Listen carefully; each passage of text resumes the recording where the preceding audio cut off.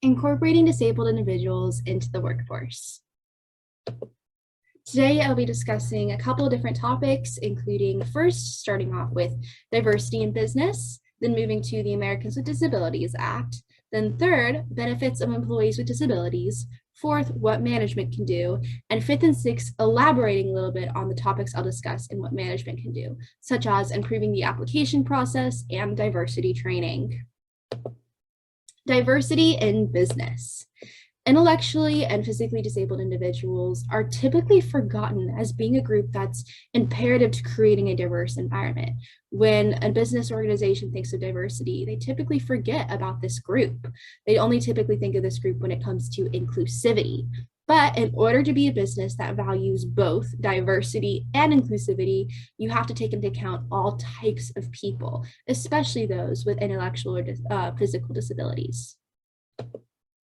This graph and chart right here, I've included to kind of show you a visualization of the different disabilities that exist. These aren't all of them, they're just some of them, but then also to get a visualization of the increase in numbers that exists of individuals that live with disabilities, whether it be hearing, vision, cognitive, self-care, or independent living. That's where an individual can't live alone. They have to have a support system in order to function in everyday life. So seeing these numbers, whether it be male or female, this fact rings incredibly that disabled individuals are still more likely to be unemployed than individuals with disabilities. So seeing these numbers and seeing what a large population they make up, it's shocking to see that they still aren't as likely to be as employed as those without disabilities. So that brings me to this next topic of discussion, which is the Americans with Disabilities Act, or ADA. This act was created to kind of combat that fact. It's created to protect this disabled community and the workforce today. It's our job as management to continue to improve our compliance with this act.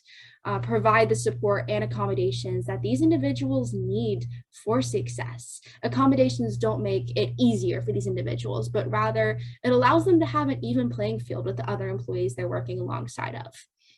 Management is the route to this improvement, as well as creating and establishing this open line of communication with your employees that there's a need for this inclusion and to create this work environment that promotes that. It's been cited that businesses' bottom lines can actually go up when they do this and when they incorporate these individuals into the workforce. The benefits of employees with disabilities. Having employees that are flexible and having employees that think outside of the box. When these individuals with disabilities are growing up, they don't see it as a disability, but they have these obstacles that they have to continuously face and overcome. And that has allowed them to have this creative mind of thinking of how to overcome these obstacles. And they will take that thinking of being flexible and thinking outside of the box and apply it directly to their job with your organization or business. And they're so dedicated. When they have a job with you, it becomes part of their daily routine and part of their life and what they value. And that becomes evident in their work. Tax benefits. The government is willing to provide funding to your business or organization that provides the accommodations that these employees need to be successful to your business. There's an increase in diversity, and it's also good for publicity when you hire individuals with disabilities, because you're setting this example for other businesses and organizations that are looking to do the same thing. By you doing it first, you're able to set that example. They make great additions and are extremely valuable workers, but in order to be that, they have to have this environment that encourages and promotes their success. Which leads me to discussing exactly what management can do to do that and to create this positive work environment for them. Management can recruit disabled employees, have accessible applications, and focus on an applicant's abilities. These three things have to do with improving the application process. Management can also start providing diversity training. And these next two slides, I'm going to elaborate on both of these points. Improving the application process. First, you have to start with recruitment. Recruitment is when you have to reach this targeted disabled population. They have to have access to these job listings or the opportunities to interview with management for that position, because you have to ensure them the opportunity to apply to the jobs. If they're not seeing these jobs listings, or if they don't know about this opportunity, then they're not going to be able to apply. So those are directly related to each other. You must create accessibility of the application documents. There is a variety of disabilities that exist today, both disabilities that you can see and disabilities that you wouldn't know about. And it's your job as management to continue to create accessibility and the accommodations that are needed to make these application documents not only accessible to all, but able to be completed by all, no matter their ability or disability. When it comes to hiring, it's imperative to focus on abilities rather than disabilities. Those with disabilities don't like being viewed as someone who has a limit to what they can accomplish, because that's where accommodations come in. They allow them to never have a limit.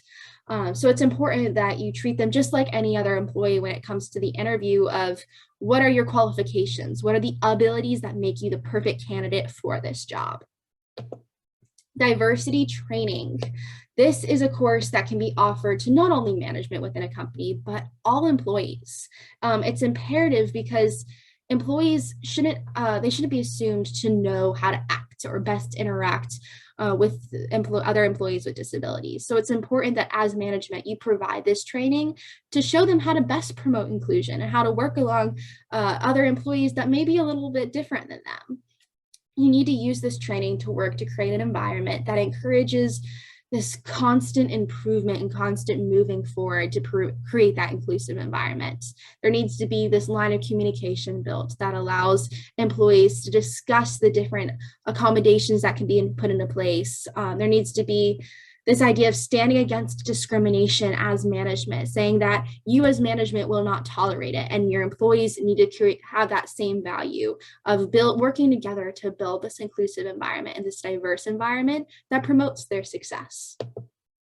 In conclusion, I hope you've learned more about this social communication issue of incorporating disabled individuals into the workforce or your business or organization today, because as it's become evident, the success of these disabled individuals and your workforce results directly in the success of your business as a whole. Thank you for your time today.